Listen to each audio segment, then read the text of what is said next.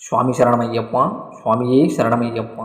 இப்போல்லாம் வந்து பார்த்திங்கன்னா, எதுக்காக நம்ம மாலை அணியணும், எதுக்காக நம்ம விரதம் இருக்கிறோம், யாருக்காக நம்ம விரதம் இருக்கிறோம், அதனால் என்ன பயன் அப்படின்றதே வந்து நிறைய பேருக்கு தெரிய மாட்டேங்குது.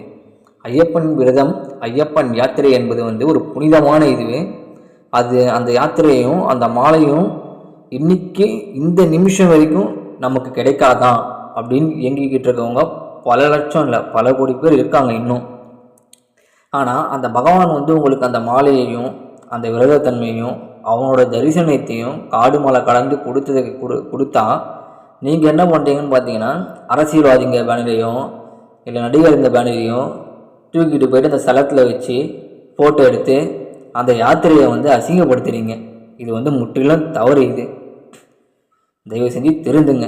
உங்களுக்கு அப்படி தான் கொண்டாடணும்னு தோணுச்சுன்னா இந்த மாதிரி செய்கிற இடம் வந்து சபரிமலை கிடையாது.